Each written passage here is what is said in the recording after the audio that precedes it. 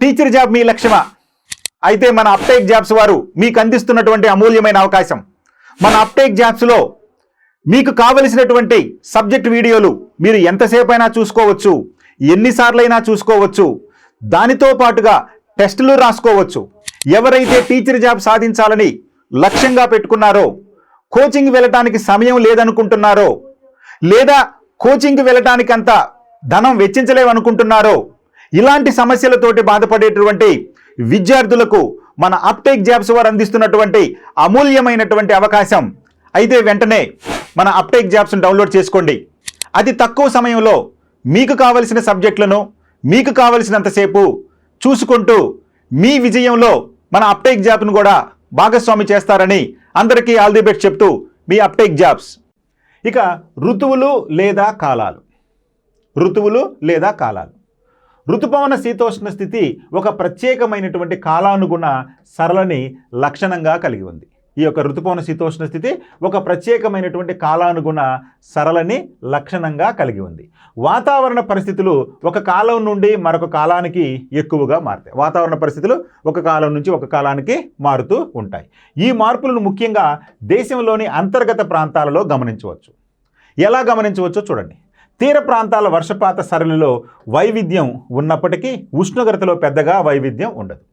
అయితే ఇక్కడ చూడండి, మన భారతదేశంలో ఉత్తరం నుంచి దక్షిణానికి, అంటే ఉత్తరంన 37.6 డిగ్రీల ఉత్తరాక్షాంశం, దక్షిణాన 8.4 డిగ్రీల ఉత్తరాక్షాంశం మధ్య ఉందనుకున్నాం కదండి. మరి ఈ ప్రాంతంలో మన భారతదేశంలో ఉష్ణోగ్రతలలో పెద్ద వ్యత్యాసం ఉండదు. వర్షపాతంలో అయితే ఎక్కువ వ్యత్యాసం ఉండొచ్చు, కానీ ఉష్ణోగ్రతలలో వర్షపాతం అంత ఎక్కువగా ఉండేది కాదు. అంటే చూడండి, తీర ప్రాంతాల వర్షపాత సరళిలో వైవిధ్యం ఉన్నప్పటికీ ఉష్ణోగ్రతలో పెద్దగా వైవిధ్యం ఉండేది కాదు. సో ఈ విధంగా మన భారతదేశంలో వాతావరణ పరిస్థితుల్లో పెద్ద వైవిధ్యం అనేది ఎక్కువగా ఉండేది కాదు. అందుకనే భారతదేశం యొక్క శీతోష్ణ స్థితి అని మొత్తం స్థూలంగా తీసుకున్నప్పుడు ఋతుపవన శీతోష్ణ స్థితి అని మనం పేర్కొంటాం. రైట్. ఇక చూడండి, దేశంలో 4 ప్రధాన ఋతువులను గుర్తించవచ్చు. అంటే దేశంలో సంవత్సరాన్ని 4 ప్రధాన ఋతువులుగా మనం గుర్తించవచ్చు. ఏంటండి ఆ 4 ప్రధాన ఋతువులు అంటే? చల్లని వాతావరణ కాలం, దీన్నే శీతాకాలం అంటాం. ఆ తర్వాత వేడి వాతావరణ కాలం, దీన్నే వేసవి కాలం అంటాం. ఆ తర్వాత పురోగమన ఋతుపవన కాలం, దీన్నే నైరుతి ఋతుపవన కాలం అంటాం. ఆ తర్వాత తిరోగమన ఋతుపవన కాలం, దీన్నే ఈశాన్య ఋతుపవన కాలం లేదా సంధి కాలం అంటాం. ఇక్కడ చూడండి, మనము సంవత్సరాన్ని నిర్దిష్టంగా ఏ విధంగా విభజించారో చూడండి. ఫస్ట్ చల్లని వాతావరణ కాలం, దాన్ని శీతాకాలం అన్నాం. చల్లని శీతాకాలం ఎప్పుడు ఉంటుందండి మన భారతదేశంలో? చల్లని శీతాకాలం అంటే మనకి డిసెంబర్ నుంచి ఎప్పటి వరకు ఉంటుందండి? డిసెంబర్ నుంచి మనకి ఫిబ్రవరి వరకు ఉంటుంది. ఫిబ్రవరి చివరి వరకు మనకి వాతావరణం దాదాపు దేశవ్యాప్తంగా కూడా చల్లని వాతావరణం ఉంటుంది. దాన్నే మనం చల్లని శీతాకాలం లేదా చల్లని వాతావరణ కాలం, దాన్ని శీతాకాలం అంటాం. ఆ తర్వాత వేడి వాతావరణ కాలం, దీన్ని మనం వేసవికాలం అన్నాం కదా. మరి వేసవికాలం ఎప్పుడు ఉంటుందండి? ఫిబ్రవరి తర్వాత ఏమొస్తుందండి? ఫిబ్రవరి తర్వాత మార్చి వస్తుంది. మరి మార్చి నుంచి ఎప్పుడు దాకా ఉంటుంది? మార్చి, ఏప్రిల్, మే నెల. సో దాదాపు మే వరకు మన భారతదేశంలో అధికంగా ఉష్ణోగ్రతలు ఉంటాయి. దాన్ని వేసవికాలం అంటాం.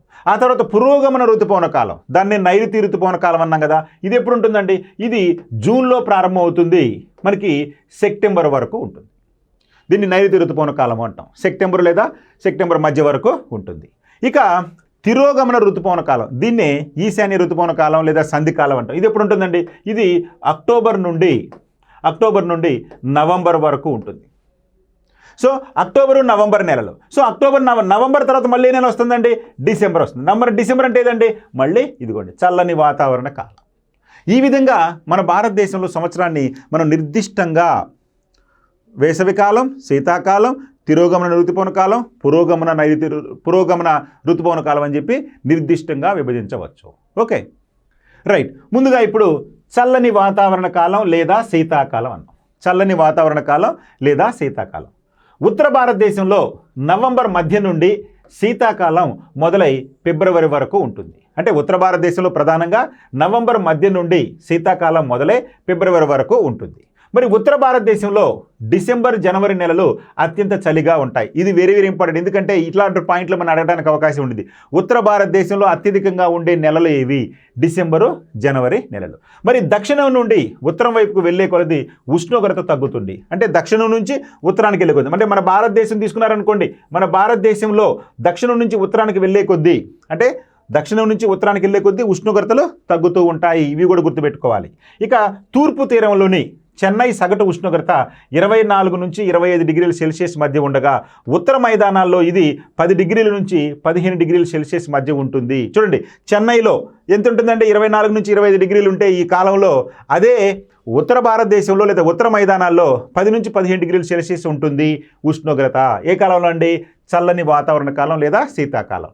అంటే శీతాకాలంలో ఉష్ణోగ్రత దక్షిణం నుంచి ఉత్తరానికి వెళ్ళే కొద్దీ తగ్గుతుంది. అదేవిధంగా మనకి చెన్నైలో ఉష్ణోగ్రత ఏ విధంగా ఉంటుంది, ఉత్తర మైదానాలు ఏ విధంగా ఉంటుంది కూడా మనం ఇక్కడ గమనించవచ్చు. ఇక పగలు వెచ్చగాను, ఈ శీతాకాలంలో ఉన్న చూడండి ప్రత్యేకమైన పరిస్థితులు. పగలు వెచ్చగాను, రాత్రులు చల్లగాను ఉంటాయి.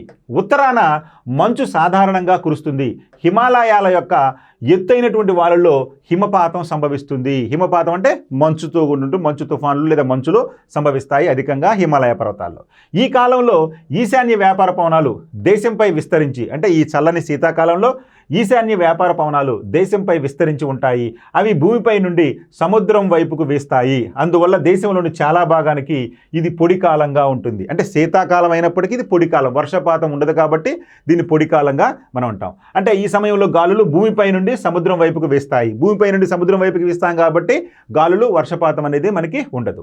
ఈ పవనాల వలన తమిళనాడు తీరంలో కొంత మొత్తంలో వర్షాలు కురుస్తాయి. ఇక్కడ ఇవి సముద్రం నుండి భూమి వైపుకు వేస్తాయి.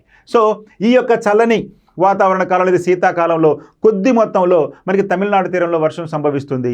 అది కూడా ఎందుకయ్యా అంటే ఈ తమిళనాడు తీరంలో గాలులు ఎక్కడి నుంచి తీరంలో కొంత మొత్తంలో వర్షాన్ని కురుస్తాయి. ఇక్కడ ఈ గాలులు సముద్రం నుండి భూమి వైపుకు వేస్తాయి కాబట్టి తమిళనాడు తీరంలో కొంత వర్షాన్ని ఇస్తాయి.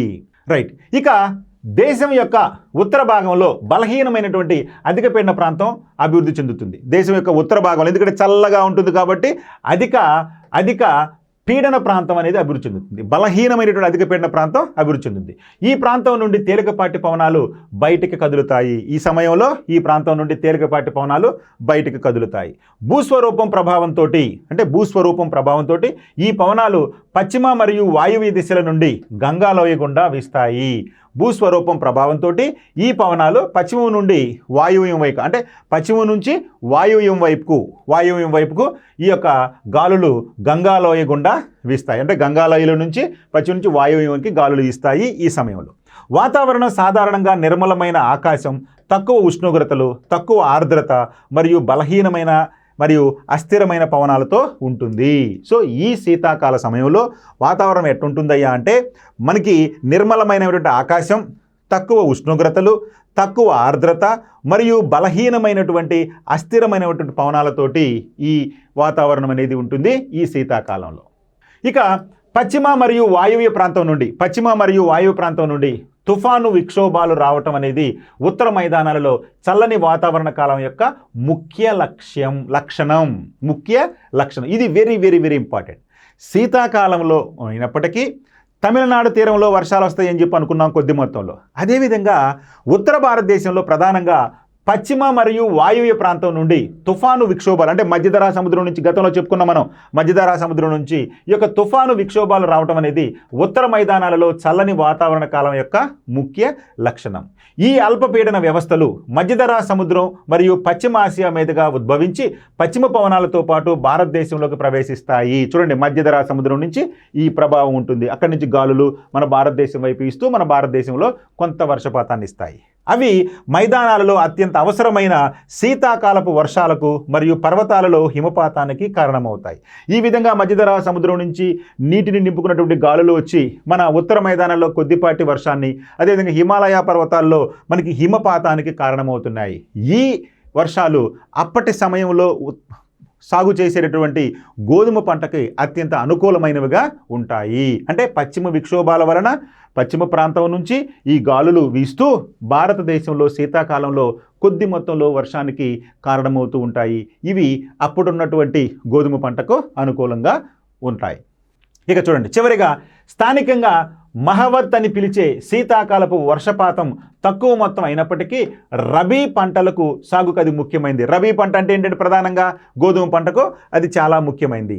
ద్వీపకల్ప ప్రాంతానికి స్పష్టమైన చలికాలం అంటూ లేదు. మన భారతదేశంలో దక్షిణ భారతదేశంలో స్పష్టమైనటువంటి చలికాలం అంటూ లేదు.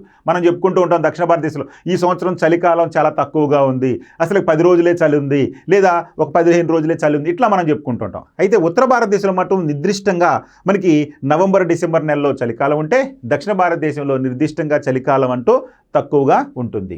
ఇక సముద్రం యొక్క మితమైనటువంటి ప్రభావం కారణంగా చలికాలంలో ఉష్ణోగ్రత సరళిలో గుర్తించదగిన కాలానుగుణ మార్పు ఉండదు. గుర్తించదగినటువంటి కాలానుగుణం, ఎందుకంటే ఈ ఉత్తర భారతదేశం సముద్ర మట్టానికి దూరంగా ఉండటం, సముద్రానికి దూరంగా ఉండటంతో ప్రభావం తక్కువగా ఉండటంతో ఉష్ణోగ్రత సరళిలో గుర్తించదగిన కాలానుగుణ మార్పు అనేది ఉండదు.